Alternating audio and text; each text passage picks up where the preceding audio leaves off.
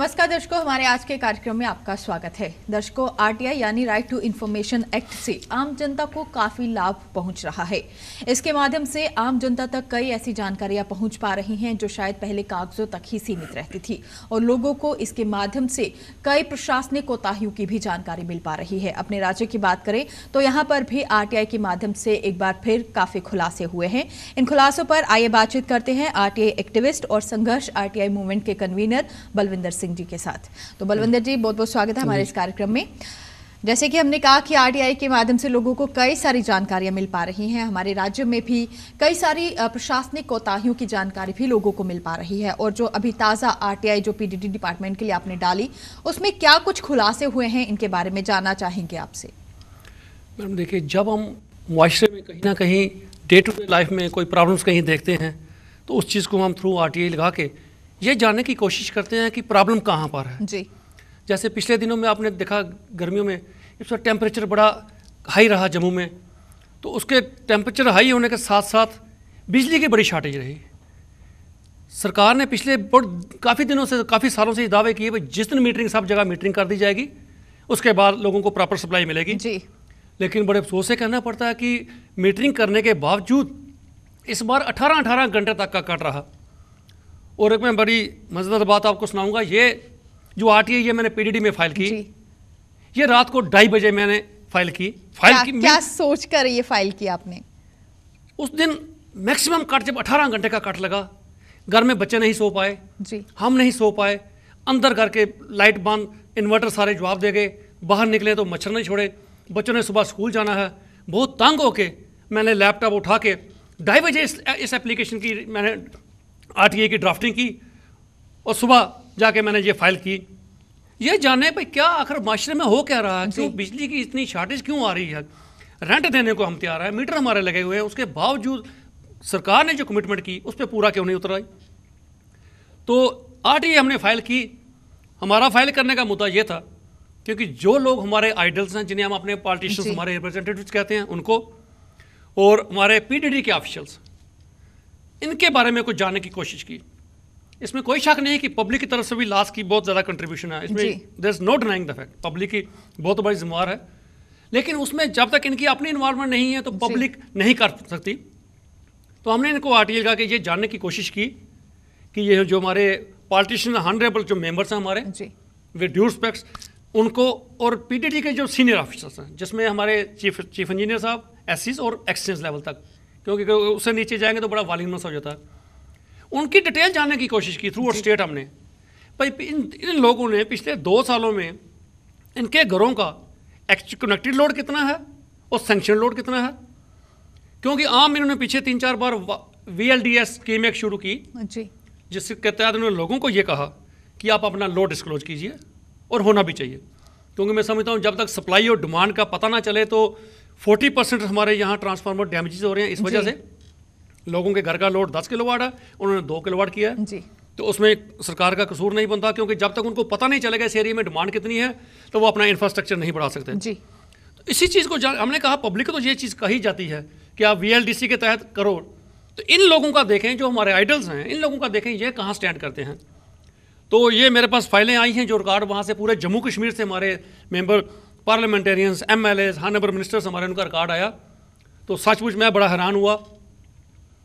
इसमें श्रीनगर में हमारे एक MLA साहब हैं जिनके घर का लोड 0.25 किलोवाट है जी। तो मैं समझता हूँ मैं अफसर से पूछना चाहता हूँ, इज इट पॉसिबल कि किसी घर में 0.25 किलोवाट का लोड है। इतना लोड तो शायद मैं जो घर में इंडिकेटर लगे हैं वो भी खा जाते हैं इतनी लाइन।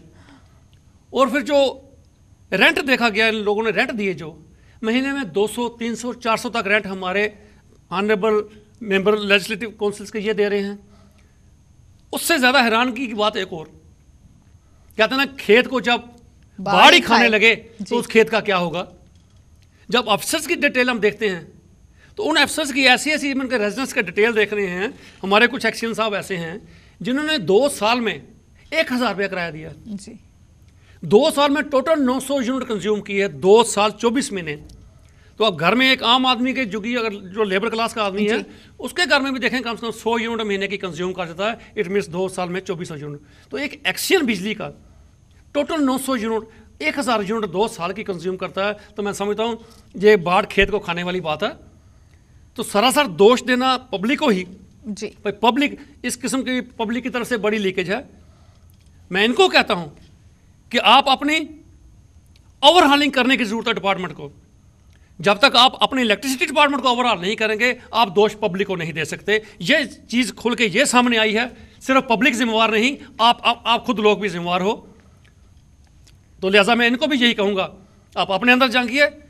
तो मैं इलेक्ट्रिक डिपार्टमेंट वालों से भी कहूँगा, सीनियर मोस्ट अफसर से भी कहूँगा। जी बिल्कुल। बलविंदर जी, ये जो जानकारियां आपने हासिल की हैं पीडीडी के लिए जो आरटीआई आपने डाली थी, उसके बाद जो खुलासे हुए हैं, काफ़ी चौंकाने वाले तथ्य सामने आए हैं, तो क्या आपको इस दौरान किन्हीं परेशानियों का सामना करना पड़ा? मतलब कि जब आपने इसका सारा ब्यौरा जानने की कोशिश की, ये सारा डाटा लेने की कोशिश की, तो क्या अधिकारियों द्वारा कहीं ना कहीं आनाकानी तो ज़रूर की गई होगी? क्या परेशानी आई उस दौरान आपको? बड़ा अच्छा आपने सवाल पूछा। हमारे उन अफसर्स की बेबसी जल कर रही थी जी। जब मैंने उनको आरटीआई फाइल करके ये पूछा, क्योंकि ये कभी हिमाकत नहीं करते हमारे ब्यूरोक्रेट्स के घर जाने की, हमारे पॉलिटिशियंस के घर जाने की जी।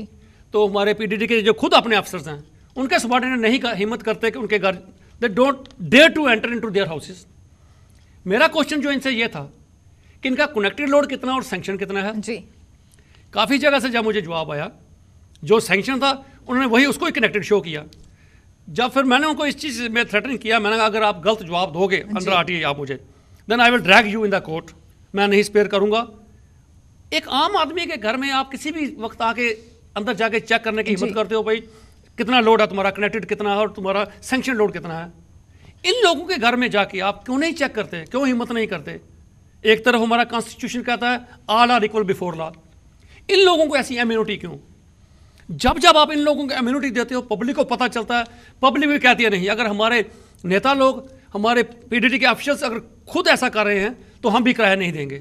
तो इनको खुद चाहिए एक ऐसा रोल मॉडल बन के पब्लिक के सामने आए, भाई नहीं देखिए हमने अच्छा आपको एक और बताऊं, किसी भी पॉलिटिशियन ने वॉलंटियर डिस्क्लोजर स्कीम के तहत अपना अप्लाई नहीं किया, स्वायत्त जम्मू में हमारे जो मुझे डाटा आया जी, उसमें एक डाटा आया कि जहाँ के जो हमारे रेवेन्यू मिनिस्टर साहब हैं, उन्होंने रिटर्न में मेरे पास आया, उन्होंने अपने घर का लोड 22 किलोवाट था, उन्होंने अपनी एक VLDST के तहत उसको 30 वाट करने के लिए दिया।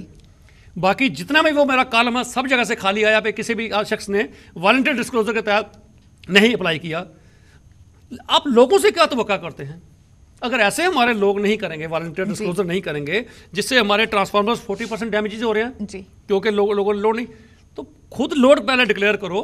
कहते हैं चैरिटी बिगिंस एट होम। एक एग्जांपल छोटी सी मैं आपको दूंगा। एक बार एक बुजुर्ग माई बच्चे को लेकर, उसका बच्चा मिट्टी खाता था, वो लेके किसी सियाने के पास होते थे गांव में, उसके पास चली गई, कहने लगी बाबा मेरा बेटा मिट्टी खाता है तो इसका कोई इलाज करो। उसने कहा माई अगले हफ्ते आना आप। तो जो अगले हफ्ते दोबारा गई, उसने फिर ऐसे कह दिया। उसने 2-3 बार ये चीज़ रिपीट की। तो 1 महीना गुजर गया। उसके बाद जब दोबारा वो गई तो उस बाबा ने उस बच्चे को कहा बेटा आगे से मिट्टी नहीं खाना, अच्छा माई आप जाओ। तो माई भी बड़ा हैरान हुई, भाई मैं इतनी देर से मैं चक्कर लगा रही हूँ, तो बाबा अगर यही बात कहनी थी आपने पहले क्यों नहीं कह दी? उस बाबा का जवाब था जो इससे पूरा मिलता जुलता है मेरा। उस बाबे ने यह कहा माई तब मैं खुद मिट्टी खाता था जी, तो जब मैं खुद मिट्टी खाता था मेरी कॉन्शियस नहीं मानी मैं इस बच्चे को कहूँ कि आप मिट्टी खाना छोड़ दो जी। 1 हफ्ता मैंने मिट्टी खानी छोड़ी, 2 हफ्ते तक मैंने देखा कि मैं ये कंटिन्यू कर सकता हूँ कि नहीं कर सकता। जब मैंने देख लिया भाई मैं अपने ऊपर कंट्रोल कर चुका हूँ, आज मैंने तुम्हारे बच्चे को कहा क्योंकि आप मेरी कॉन्शियस ने मुझे अलाउ किया भाई मैं किसी को मना करूँ। मैं समझता हूँ जिस शख्स का बाप अगर घर में सुबह से लेकर शाम तक शराब में नशे में डूबा रहता है, उसको कोई मॉरल रिस्पॉन्स उसकी नहीं बनती कि वो अपने बच्चे को जुर्त करके ये नहीं कह सकता भाई आप नशे मत करो, आप ड्रिंक मत करो, ये अच्छी चीज़ नहीं है जब वो खुद करता है। तो ये चीज़ें करने से पहले जब तक वो खुद अपने आप को साफ नहीं करेंगे, पब्लिक से एक्सपेक्टेशंस ऐसी उनकी नहीं होनी चाहिए। बिल्कुल। बलविंदर जी, ये जो आरटीआई के बाद ये जो खुलासे सामने आए हैं, क्या इससे साफ हो पाया है कि इतनी बड़ी बड़ी हस्तियां जो हमारे लिए आइडल हैं, जो हमारे रोल मॉडल हैं, तो इनके घरों में इतना कम बिजली का बोझ जो सामने आया है, तो क्या ये साफ हो पाया है कि उनके पीछे कारण क्या रहे? देखिए तभी मैं काफ़ी देर से कह रहा हूँ, अभी पॉलिटिशियंस को नहीं अच्छा लगता ये आरटीआई एक्ट। हमारी ब्यूरोक्रेसी को ये आरटीआई एक्ट नहीं अच्छा लगता जी। और ना ही जो लोग हमारे बड़े खास थे, अगर हम भी कभी आप उनके पास जाते हैं तो हमें भी वो बड़ी दूसरी नज़र से देखते हैं, भाई ये आरटीआई वाले कहाँ से आ गए। क्योंकि हम एक चीज़ में आपको कंपैरिजन थोड़ा सा और बताऊं, जब ये हमारे हॉनरेबल मिनिस्टर्स अपने प्राइवेट घरों में रहते थे जी, इनका वहाँ लोड 1 किलोवाट, प्राइवेट जब अपनी पॉकेट से कोई खर्चा इन्होंने बिल देना है वहाँ 200, 300, 400 रुपये मंथली। वही मिनिस्टर्स को जब सरकारी रेजिडेंस, ऑफिशियल रेजिडेंस दिया गया तो आप जान के हैरान होंगे, रेखा जी वहाँ पर जो बिल हमारे पास जो डिटेल आई है, उन्हीं मंत्रियों को जो अपने ऑफिशियल रेजिडेंस जिनको मिले, वहाँ पर पब्लिक एक्सचेकर से उनका रेंट जाता है जी। वहाँ पर उनका मंथली रेंट 30,000, 20,000 से लेकर 30,000 तक। तो जब अपने प्राइवेट घरों में बारी आती है, जब अपनी जेब से पैसा देना है, तब वो 200, 300, 400 रुपये पे आ गए। तो मैं समझता हूँ अगर ऐसे मीटर हैं तो पब्लिक को भी प्लीज़ ऐसे मीटर प्रोवाइड कीजिए जी, जो सरकारी मकानों में कुछ और चलते हों और प्राइवेट रेजिडेंस में कुछ और चलते हों। ऐसे मीटर गरीब जनता को भी ऐसे मीटर दीजिए जो सिर्फ 100 यूनिट या 50 यूनिट महीने की कंज्यूम करें। पब्लिक के पास ऐसे मीटर हैं जो 1000 यूनिट कंज्यूम करते हैं, और हमारे ऐसे लोग जिनको इम्यूनिटी मिली हुई है ला से भी, उनके मीटर 100 यूनिट से भी ऊपर कंज्यूम नहीं करते। तो ऐसी चीज़ें नहीं होनी चाहिए। ऐसा कंपैरिजन देख के सामने आया तो इस चीज़ों को देखकर मैं हैरान हुआ। जब अपनी जेब से तो 200 रुपया, जब सर पब्लिक एक्सचेकर लगना है तो तब 30,000 रुपये की बिजली, ऐसा क्यों? जी बिल्कुल। बलविंदर जी, अगर एक अनुमान लगाया जाए तो इस तरह के खुलासों के बाद आपने क्या, आपकी नज़र में क्या सामने आया कि कितना ज़्यादा नुकसान जम्मू कश्मीर में हो रहा है? और ख़ास करके अगर हम आम पब्लिक की बात करें, जिनका ये सवाल है कि अधिकतर जो बिजली के किराए का बोझ है वो उन्हीं के कंधों पर है। बिल्कुल, मैं समझता हूँ। देखिए, जो खुलासा ये मेरे पास आया, मैं मानता हूँ ये बहुत बड़ी कंट्रीब्यूशन नहीं है, 2, 4, 5, 10% बनती होगी ओवरऑल रेवेन्यू में, क्योंकि ये इन लोगों की गिनती बहुत कम है। लेकिन एज ए रोल मॉडल मैं कहता हूँ एक अच्छा प्रेसिडेंट रखें ताकि पब्लिक उनको फॉलो करे। तो लेकिन नुकसान पब्लिक का तो ये हुआ क्योंकि अमूमन देखा गया जितने भी हमारे वीआईपीज हैं, इनके घरों में डबल कनेक्शंस हैं जी, और इनको नहीं पता भाई ये गर्मी में लोगों ने इतनी ज़्यादा गर्मी जम्मू में पड़ी इस बार, तो लोगों ने परेशानियां कैसे झेली, इन लोगों की शायद इसका एहसास नहीं। हमारा एक ये कॉलम इसमें ये भी मैंने रखा था ये चीज़ जानने के लिए, क्योंकि मैडम ये देखा गया जब तक बड़े लोगों को कोई दर्द तकलीफ ना हो वो लोगों की दर्द तकलीफ को नहीं समझ पाते। उसको जानने के लिए मैंने एक आरटीआई में ये भी एक फाइल कॉलम रखा था, भाई कौन कौन से हमारे वीआईपीज हैं जिनको डबल फीडर से कनेक्शन दिया गया है। वो इसलिए नहीं कि इनको नहीं मिलना चाहिए, ठीक है, पब्लिक की सेवा करते हैं, इन लोगों को ऐसी फैसिलिटी देनी चाहिए, लेकिन वो इसलिए मैंने किया था, क्या ऐसा कोई ऑर्डर है? जब इनसे मैंने पूछा वहाँ पर भी बड़ी लाचारी मुझे अफसर की शो मिली। उन्होंने इस जवाब को हटाने की कोशिश की, भाई ये जवाब आप पीछे कर लो। हम तो ये क्या कोई जवाब नहीं मिल पाया आपको इसके लिए? बहुत सा ऐसे इसमें ये जवाब ऐसा है, बहुत सा ये लोगों का इन्होंने कहा जी गोलमोल जवाब देने की कोशिश की, भाई हमने इनको डबल कनेक्शन नहीं दिए, हमसे पहले जो अफसर्स थे उन्होंने दिया हुआ था, लेकिन ये इन्होंने माना कि ऐसा हमारे पास कोई रिटर्न ऑर्डर नहीं है। तो मैंने कहा जो इनकी अगर लाइट बंद हो 18 घंटे, एक दिन अगर किसी मंत्री की लाइट 18 घंटे बंद होगी, वो ज़रूर उठ के कैबिनेट में शोर डालेगा, भाई बड़ी गर्मी होगी, कुछ ना कुछ किया जाए। आम बेचारी पब्लिक पिस रही है, 18 घंटे से काट लगा है, लोग गर्मियों में श्रीनगर बैठे हैं आराम से, वहाँ क्लाइमेट बड़ा अच्छा है, उनको जम्मू की गर्मी का शायद बहुत कम लोगों को एहसास हुआ। ये चीज़ मेरा पूछने का मतलब इसलिए था कि इन लोगों को क्या 18 घंटे के काट झेलना पड़ा? अगर झेलना पड़ता तो मैं समझता 6 महीने के अंदर इनके डबल कनेक्शन काट दो, 6 महीने के अंदर जम्मू में बिजली का सारा मसला ठीक हो जाएगा। ये आराम से बैठे, एक कनेक्शन बंद हुआ तो दूसरा फीडर ऑन हो गया, दूसरा फीडर बंद हुआ तो तीसरा फीडर ऑन हो गया, इनको गर्मी नहीं लगती। एक मंत्री महोदय हमारे कैबिनेट के 2-3 साल पहले एयरपोर्ट पे गए, चल के जाना पड़ा काफ़ी अंदर। उन्होंने कहा भाई ये तो बड़ा गलत सिस्टम है, भाई इस सिस्टम को चेंज करो। उनको जिस दिन लगा चल के जाना पड़ा अंदर, ऐसे एयरपोर्ट भी लोग बाहर खड़े रहते हैं, अंदर नहीं जाने दिया जाता आम लोगों को। तो उस दिन उस मिनिस्टर ने महसूस किया, उसने फाइल आगे की सेक्टर में मूव की, भाई नहीं इस एयरपोर्ट में बड़ी खामियां हैं, इसको ठीक करो। तभी ये हमारा कॉलम पूछने का ये था कि इनको भी 2, 4, 5, 6 घंटे बिजली बंद करो, इनको पसीना निकले, इनके बच्चे भी थोड़ा गर्मी में बैठे हैं, इनको पता चले लोगों का दुख दर्द क्या होता है, तभी जाके इसका हल होगा। अदरवाइज इस चीज़ का हल, क्योंकि पिछले 3 सालों से कह रहे हैं मीटरिंग प्रॉपर करेंगे जी, तो बिल्कुल आपकी बिजली कट नहीं करेंगे। जहाँ मीटरिंग अभी भी होने के बावजूद वहाँ 8 घंटे से लेकर 18 घंटे तक, ऐसा क्यों? तो इस सिलसिले में हमने इस चीज़ को फॉलो किया, वरना इसका हमें किसी की करेक्टर असैसिनेशन से मतलब नहीं, क्योंकि हमारी पॉलिटिकल पार्टी नहीं है जी। हमारा मुद्दा यही था इससे, क्योंकि ना तो मुझे नामों से कोई मतलब है, कौन नाम है, सिस्टम में खराबियां हैं, पॉलिटिकल इंस्टीट्यूशंस है वो खराब हुई है। तो ये खुद पीडीडी वाले खुद इस चीज़ के लिए जिम्मेदार हैं। इन लोगों को हाईलाइट करने के लिए मेरा ये मुद्दा है। बाकी ये कतई नहीं भाई किसी का करैक्टर असैसिनेशन की जाए, किसके इंडिविजुअल किसी का नाम लेकर उसको किया जाए, बिल्कुल ऐसा हमारा इस किस्म का कोई मुद्दा नहीं। तो क्या पाया इसके इन खुलासों के बाद, इन तथ्यों के बाद आपने कि क्या सभी जो विभिन्न पॉलिटिकल पार्टीज हैं, क्या सभी के मंत्री या फिर जो नेता हैं वो दोषी पाए गए, या उनके साथ अगर वीआईपीज की बात करें जैसे आप कर रहे थे अभी बात, तो क्या सभी एक ही समान है या फिर कुछ अपने दायित्व का भली भांति निर्वाह भी कर रहे हैं? देखिए, बहुत कम गिनती इसमें से ऐसी निकली जो प्रॉपर, जिनके मीटिंग प्रॉपर है। बाकी क्या रूलिंग क्लास, क्या अपोजिशन वाले, कोई भी शख्स इसमें ऐसा हमें नहीं मिला जिसने सिंसियरली अपना लोड डिक्लेयर किया हो। बहुत से हमारे जम्मू के भी हमारे एमएलए ऐसे निकले जिनके घरों का 1 किलोवाट लोड है। तो मैं 1 किलोवाट लोड आया कि झुग्गी झोंपड़ी वाले का मैं समझता हूँ 1 किलोवाट से लोड ऊंचा है। 1 किलोवाट खासकर वीआईपी जिनको सरकारी मकानों में रहने का, सरकारी चीज़ें देखने का आदत पड़ गई है, वो गर्मी में नहीं रह सकते जी। एक एसी से भी उनको, एक कमरे में उनका गुजारा नहीं। 2-2 एसी लगे हैं, 3-3, 4-4 एसी लगे हैं। कोई भी ऐसा मंत्री या ऐसा एमएलए हमारा नहीं जिसके घर में आज एसी ना लगा हो और श्रीनगर में हीटिंग अप्लायंसेस ना हो जी। तो अपने पीडीडी के जो सीनियर अफसर हैं इनके पास ऐसी चीज़ें ना हो, उसके बावजूद इनका इतना किराया ना, मैं हैरान हूँ। या तो मैं कहता हूँ पब्लिक को भी वो चीज़ें बताओ जी भाई किस चीज़ों से किराया कम आता है, वो जांच पब्लिक को भी बताओ। बेचारी गरीब जनता पिस रही है, महंगाई बढ़ती जा रही है, गैस सिलेंडर की कीमत देखो, लोगों को सब्सिडी पे गैस सिलेंडर मिलना बंद हो गया। तो पब्लिक को भी बताओ भाई इन चीज़ों से मीटर बिजली का किराया हम कम देते हैं, आप भी कम दो। आप कम देते हो, आपकी सैलरी बहुत ज़्यादा है, पब्लिक बेचारे के इतने रिसोर्सेज नहीं है, आप उनको मजबूर करते हो। अब सरकार एक और प्रपोजल बना रही है भाई 5% से लेकर 15-20% तक इसकी टैरिफ में बढ़ोतरी करा दो। मैं कहता हूँ आप जितने लूप होल्स हैं इसको प्लग करो, अपने स्टाफ को उसको ओवरहाल करो, आपको किराया बढ़ाने की जरूरत नहीं है।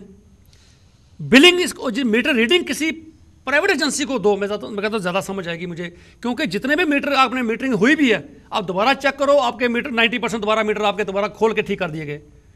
स्टाफ आपका खुद कहता है क्यों आप इतना किराया देते हो, आप हमें कुछ दो, मीटर का मीटर हम ठीक कर देंगे, आप 6 महीने के बाद मीटर ठीक कर देंगे। ये इफेक्ट है। मेरे साथ कहीं चले एज ए प्राइवेट, मैं इनको जाके बता सकता हूँ ऐसी चीज़ें, तो इनको खुद क्यों नहीं पता?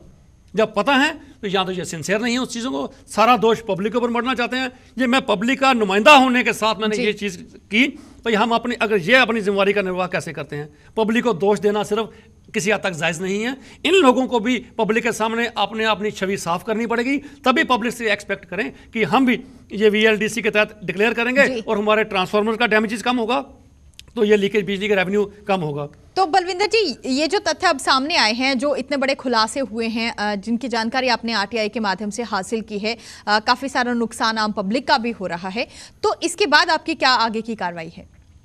देखिए, मैं तो आपके इस माध्यम से भी कहूँगा, जितने हमारे सीनियर कमिश्नर, प्रिंसिपल सेक्रेटरी साहब हैं, दूसरे साहब हैं, अगर किसी को मेरी इस जानकारी की ज़रूरत पड़ेगी तो इवन हमारा ये पोर्टफोलियो जो है हमारे माननीय मुख्यमंत्री जी के पास है, अगर ज़रूरत समझेंगे तो मैं ये कम से कम इन्फॉर्मेशन उनको प्रोवाइड कराऊंगा। भाई आप अपने अंदर झांकी मारिए, भाई अंदर देखिए कहाँ कहाँ कमजोरियाँ हैं, उसको दूर करने की कोशिश कीजिए। मैं पब्लिकली इसको नहीं कहता ठीक है इनके नाम डिक्लेयर करूँ, अब ये मीडिया का काम है, मीडिया क्या करता है, मुझसे कोई मांगेगा मैं रिफ्यूज़ नहीं करूँगा, मैं अपने मुँह से नहीं कहूँगा क्योंकि मेरे कोई पोलिटिकल अपोनेंट नहीं है, मैं अपने मुंह से नहीं नाम दूंगा। मीडिया अगर कहीं इनका नाम पब्लिश करना चाहे तो ये रिकॉर्ड मेरे पास पड़ा है, वो इसको कर सकते हैं। आगे हमने काफ़ी एक्सपोजर किए हैं, ये भी किए हैं।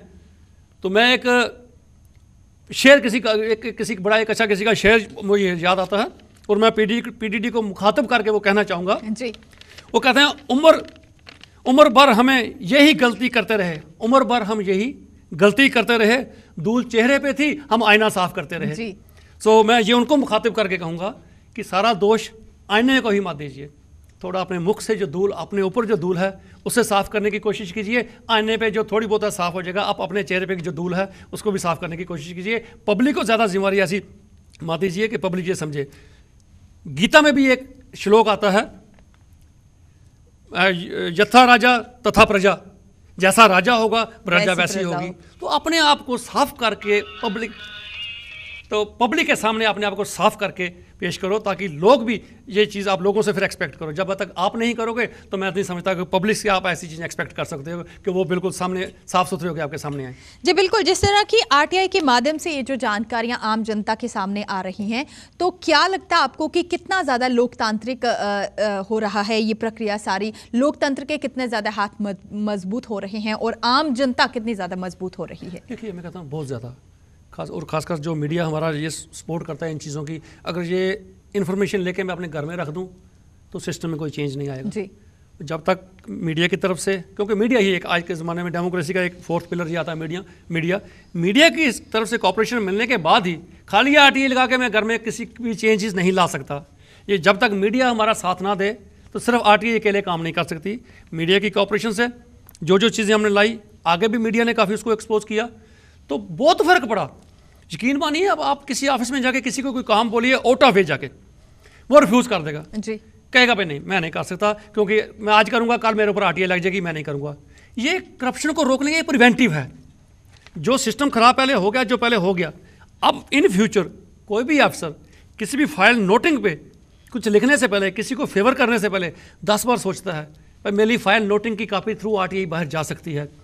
कोई भी अपना कोई लेटर किसी को लिखने से, देने से पहले, सिफारिश करने से पहले 10 बार सोचता है भाई आरटीआई में आज लोगों में डेमोक्रेसी, पीपल्स पार्टिसिपेटरी डेमोक्रेसी हो गई है। लोगों को ताकत दी गई जो पहले सिर्फ हमारे रिप्रेजेंटेटिव्स के पास होती थी, एमएलएस के पास और एमएलएस के एमपीज के पास, कि वो सवाल पूछ सकते थे। आज जनता के पास का जी पहली बार इतनी ताकत मिली है कि वो अपने इस पैसे का लोगों से हिसाब पूछ सकते हैं, जिसकी वजह से मैं कहता हूँ सरकार इसको डाइल्यूट ना करे तो मैं आने वाले 2-4 सालों में कह सकता हूँ दावे से इतनी ज़्यादा ट्रांसपेरेंसी आएगी सिस्टम में, इतनी ज़्यादा ट्रांसपेरेंसी आएगी कि किसी से कोई गिला शिकवा नहीं रहेगा। बहुत ज़्यादा जमहूरियत मजबूत होगी इससे, और लोगों को अपने हकूक़ मिलेंगे। जिन लोगों को अपने हकूक़ नहीं मिलते, आरटीआई फाइल करके वो अपने हकूक़ कम से कम ले पा रहे हैं, इतना ज़्यादा फ़र्क पड़ा। हम जगह लोगों को अवेयर करते हैं भाई आप इसका इस्तेमाल करो। और आज फिर मैं एक बार लोगों से ये भी सबमिशन करना चाहूँगा, इसका इस्तेमाल ऐसे होना चाहिए जैसे एक डॉक्टर के पास अगर कोई हथियार है, वो उस चीज़ का इस्तेमाल करता है उस बीमारी को दूर करने के लिए, ना कि किसी का, अगर वही हथियार किसी कातिल के हाथ में दे दो वो किसी का कत्ल कर देगा। ऐसा नहीं होना चाहिए। इसका इस्तेमाल अगर हो उस बीमारी की जड़ तक जाओ, इस हथियार को आप इस्तेमाल करके उस बीमारी को दूर करो, पॉजिटिव वे में हो, इसका पॉजिटिव वे में हो, तो बहुत ज़्यादा चेंजेस देखेंगे। मिस यूज़ इसका मत करें। देखता हूँ किसी को तकलीफ जम्मू में है, वो कश्मीर की इन्फॉर्मेशन मांग लेता है। तकलीफ किसी को कश्मीर में है, वो लद्दाख की इन्फॉर्मेशन मांगता है। लोगों को हरास करने के लिए ऐसे लोग भी कुछ आए। तो हमने काफ़ी बार एडमिनिस्ट्रेशन में भी कहा और अपने कमिश्नर साहब को भी कहा कि ऐसे लोग जो आप समझो किसी को ब्लैकमेल करते हैं जी, नजायज़ करते हैं, उन लोगों को पब्लिकली एक्सपोज करो, ताकि जो जेन्युइन लोग हैं, जेन्युइन एप्लीकेंट्स हैं, वो लोग इस दबे से बाहर जाएं पर ये मिसयूज़ हो रहा है जी। तो ये ऐसा एक इंप्रेशन नहीं जाना चाहिए मिसयूज़।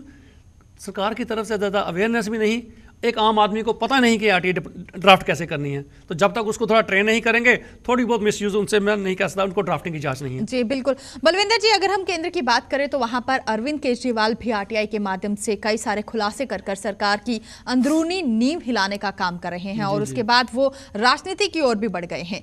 तो कहीं ना कहीं एक सवाल जनता के पास भी ये है कि जिस तरह से संघर्ष आरटीआई मूवमेंट भी लगातार खुलासे कर रही है, कई सारी प्रशासनिक कोताहियों को भी उजागर कर रही है, तो क्या कहीं ना कहीं उनके पांव भी राजनीति की ओर बढ़ रहे हैं? देखिए मैडम, ऐसा हम यहाँ नहीं कह सकते क्योंकि यहाँ हमारी रियासत के हालात कुछ और हैं। सेंट्रल लेवल में जहाँ केजरीवाल साहब का सवाल है, वहाँ पर मैं कहता हूँ उनको ज़बरदस्ती धकेलने की कोशिश की हमारे पॉलिटिशियंस ने। जब सिविल सोसाइटी ने वहाँ कहीं कोई पीसफुल डेमोन्स्ट्रेशन किया तो उन्होंने ऑब्जेक्शन की, भाई ये सिविल सोसाइटी आगे आके ऐसा क्यों कर रही है जी, हम इलेक्टेड रिप्रेजेंटेटिव बैठे हैं, तो ये सत्ता परिवर्तन क्या चाहते हैं, ये व्यवस्था को चेंज करना चाहते हैं, तो क्यों नहीं ये लड़के इलेक्शन बीच में आते। अगर ये उन्होंने जब पॉलिटिशियंस पे ये एलिगेशन लगाया, भाई अगर आप अपने आप को लोगों के नुमाइंदे कहते हो तो उस रिप्रेजेंटेटिव कैरेक्टर शो करो। उनको मजबूर किया गया, उनको चैलेंज किया गया, हमारे सीनियर मोस्ट हमारे जो पॉलिटिशियंस हैं, भाई आप अगर सच्चे नुमाइंदे हो तो इलेक्शन लड़ के आओ, तो फिर अपने आगे वहाँ रूल्स बनाओ। तो अर्लियर मैंने समझता वो ऐसा चाहते थे, उनको मजबूर करके इसमें लाया गया। तो पॉलिटिक्स कोई बुरी चीज़ भी नहीं है, तो अगर उन्होंने ज्वाइन किया, करना नहीं चाहिए था। एक इस मूवमेंट को सेटबैक लगी, मैं समझता हूँ, क्योंकि जो लोग उनके साथ जुड़े थे, हमारी भी उनके साथ एसोसिएशन थी। लास्ट ईयर हमारा स्टेट विजिलेंस कमीशन एक्ट जो हमारी रियासत ने प्रपोजल रखा था, उसमें हमने एक इनको प्रपोजल दिया था अमेंडमेंट्स के लिए, और जो हमने ओपन लेटर सीएम साहब को दी थी, उसमें हमारे केजरीवाल साहब, प्रशांत भूषण जी, अरविंद किरण बेदी, सारे उसमें सिग्नेटरीज थे जी। तो हमें भी कुछ सेटबैक ज़रूर लगा, भाई ऐसी एक जो मूवमेंट एंटी करप्शन एक एजेंसी चल रही थी एक, तो लोगों को कुछ लगा कुछ देर के लिए। तो मैं समझता हूँ अभी भी मैं ये उनको श्योर करता हूँ भाई लोग ये पुराने पॉलिटिशियंस उनको जीत के आगे नहीं आने देंगे। जी, तो हमारा सवाल ये था आपसे कि क्या संघर्ष आरटीआई मूवमेंट तो नहीं इस ओर बढ़ रही है? नहीं, बिल्कुल ऐसी कोई, अब एक्चुअली पब्लिक में ऐसा परसेप्शन जा रहा है, इनको देखे जा रहा है, लेकिन मैं अपने आप में ये दावा करता हूँ, एक तो हमने अपनी मेंबरशिप बहुत ज्यादा नहीं की।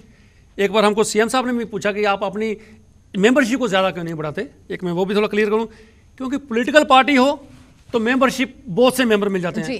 हमारी इस मूवमेंट में मेंबर लेने से पहले हमें 10 बार उसकी क्रेडिबिलिटी को देखना पड़ता है, भाई ये शख्स की अपनी क्रेडिबिलिटी कैसी है, इसको हम इस मूवमेंट में रखें, क्योंकि जब हम किसी की तरफ उंगली करते हैं तो हमारी तीन हमारी अपनी तरफ जाती हैं। इसलिए मैंने उमर साहब को भी उस वक्त ये कहा था, मैं कहा सर ये हमारी मजबूरी है, अगर आप कहें तो मैं 10,000 आदमी जोड़ सकता हूं, लेकिन क्रेडिबिलिटी वाले आदमी बहुत कम मिलते हैं, तो आप फिर हम पे उंगलियां उठाएंगे भाई आपके इस शख्स ने ये किया। जैसे आपने सेंटर में देखा किरण बेदी पे उन्होंने एलिगेशन लगा दिए, प्रशांत भूषण, वो बेचारे अन्ना हजारा जो 6x10 के कमरे में रहता है उसको भी हमारे पॉलिटिशियंस ने क्या क्या बदी गालियां दी और किस किस किस्म के लैंग्वेज उनके खिलाफ यूज की। हमारा सियासत में जाने का कोई नहीं, हम सोचते हैं हमें जम्मू में आए हैं, लोग हमेशा राइट्स की बात करते हैं, मैं समझता हूँ हमारी कोई ड्यूटीज भी बनती हैं, तो उसी अपनी ड्यूटीज को समझ के, तो अगर हमारा कुछ करने से हमारी रियासत का कुछ भला हो जाए, ये जो करप्शन का एक बदनुमा दाग हमारी रियासत पे, हम 1 नंबर करप्ट स्टेट पे हैं, तो ये बाहर अगर कहीं जाते हैं, अभी हम 4 दिन की दिल्ली में कन्वेंशन करके आए, ये चीज़ मैंने उन लोगों ने मुझे वहाँ भी पूछी और मैंने एडमिट किया भाई हम नंबर 1 करप्ट स्टेट है हमारी, तो इस बदनुमा दाग को धोने में अगर हमारी कोई कंट्रीब्यूशन वहाँ लगेगी तो मैं अपने आप को फख्र महसूस करूँगा कि अगर ऐसी सेवा करने में अपनी रियासत की अपनी भलाई के लिए, अपने लोगों की भलाई के लिए अगर कुछ कर सकूं, सियासत में जाने का हमारा बिल्कुल कोई प्रपोजल नहीं है और ना ही हम कभी सोचेंगे इस बारे में।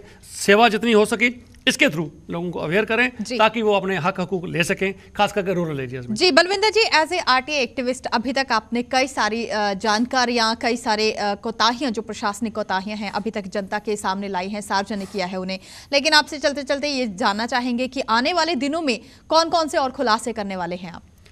मैडम देखिए, काफ़ी खुलासे करने की ज़रूरत है, मैं समझता हूँ। एक तो सबसे ज़्यादा दुख हमें होता है मेडिकल डिपार्टमेंट को देखकर, क्योंकि करोड़ों की परचेज़ की जाती है, सब स्टैंडर्ड की मेडिसिन परचेज़ करते हैं। जो डॉक्टर वहाँ हमारे आप कोई अपने खास जो रिलेशन में थोड़े बहुत जान पहचान में है, वो हमें कभी अलाउ नहीं करते हॉस्पिटल की मेडिसिन आप खाओ जी। जब उनको पूछा क्यों नहीं, कहते ये इफेक्टिव नहीं है, बाजार में इसकी कास्ट 10 रुपये है, हम 1 रुपये में परचेज़ करते हैं, तो 1 रुपये में कौन सी एंटीबायोटिक इफेक्टिव होगी। हमारी इनको एक सजेशन तब हमने ये भी दी थी इनको, भाई मेडिसिन वो परचेज करो जिसकी क्वालिटी हो जी, और उन लोगों को दो, हम जैसे लोगों को मत दे दो जो नीडी हैं, जो बीपीएल कैटेगरी के लोग हैं, क्वालिटी की मेडिसिन लो, उन लोगों को दो। 10 रुपये की चीज़ आप 1 रुपये में दो, वो कितनी इफेक्टिव होगी, ऐसी चीज़ आप लेते ही क्यों हो जो इफेक्टिव नहीं है। वहाँ स्ट्राइक करने की जरूरत है और हम पिछले 2 सालों से उनके पीछे लगे हैं जी, क्योंकि हमारे एक्ट में एक प्रोविजन है, सेक्शन 4। हमारा मतलब कहने का, लोगों को अमूमन देखा गया मैम जी, जो स्टोर में मेडिसिन होती है वो डॉक्टर का भी प्रेस्क्राइब नहीं करते, जो प्रेस्क्राइब करते हैं वो स्टोर में नहीं होती। तो ये एक जादूनुमा खेल इंस्टीट्यूशन में चलता, हमें कभी समझ नहीं आई। मैं 2 साल से लड़ रहा हूँ पूरे इंस्टीट्यूशन से, भाई जो चीज़ें पब्लिक को देने के लिए आपके पास हैं उसको डिस्प्ले कीजिए, लिस्ट लगवाइए। और मैं आपको यहाँ बड़े फख्र से कहूँगा कि काफ़ी इंस्टीट्यूशन ने मुझे लिख के दिया जम्मू कश्मीर में कि हमने आपके कहने पर, आपकी आरटीआई एक्टिविटीज़ करने के बजाय हमने पूरे एरिया में अपने इंस्टीट्यूशन में लिस्ट ऑफ मेडिसिन डिस्प्ले की हैं ताकि पब्लिक को फायदा हो सके। अभी भी बहुत जरूरत है अपने ब्लॉक लेवल्स पे, पंचायत लेवल्स पे जाके, क्योंकि वहाँ गुर्बत बहुत ज़्यादा, रूरल एरिया में गुर्बत बहुत ज़्यादा, सिटी में कम जरूरत है, वहाँ जाके स्ट्राइक करने की ज़रूरत है। ब्लॉक लेवल में लोगों को बीपीएल की चीज़ें बहुत ज़्यादा नहीं मिलती, जो इंसेंटिव्स हैं उनको उनके लिए आते हैं उनको नहीं मिलते।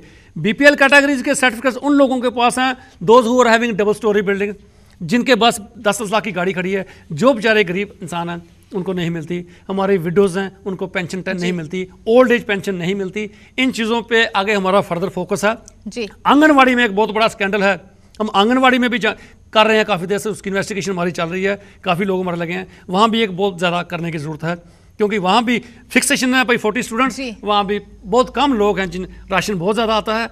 अभी भी अंडरवेट बच्चे हमारे देश में, हमारी रियासत में बहुत ज़्यादा हैं। इतनी चीज़ें फैसिलिटीज सरकार की तरफ से आने के बावजूद भी ये चीज़ें क्यों हैं, ये बहुत से हैं, तो वहाँ करने की ज़रूरत है। और मैं लोगों को भी आह्वान करता हूँ कि अकेला संघर्ष आरटीआई मूवमेंट ने ये काम नहीं, ये आप लोगों का भी काम है।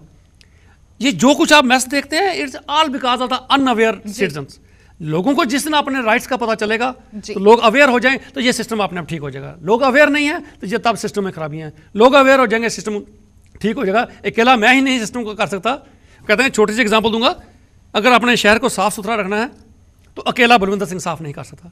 एक आदत छोटी सी डाले इंसान, अपने घर के इर्द गिर्द सफाई कर दे तो शहर अपने आप साफ हो जाएगा। जी बिल्कुल। हर शख्स अपनी जिम्मेदारी समझ के ये काम करे तो सारी सिस्टम में खराबियां चेंजेस आ जाएंगी। तो अपने आप को थोड़ा सा सोच को चेंज करने की जरूरत है। जी शुक्रिया बलविंदर जी, कार्यक्रम में अपना कीमती समय देने के लिए। तो दर्शकों, आरटीआई के माध्यम से, राइट टू इंफॉर्मेशन एक्ट के माध्यम से आम जनता तक कई सारी अहम जानकारियां पहुंच पा रही हैं और हम ये उम्मीद करेंगे कि आगे भी इसका पॉजिटिव वे में इस्तेमाल हो और कई सारे खुलासे और कई सारी प्रशासनिक कोताहियां जो हैं वो आम जनता तक पहुंचे, सार्वजनिक हो, जिससे आम जनता को भी बेहद लाभ होगा। तो आज के इस अंक में बस इतना ही। नमस्कार।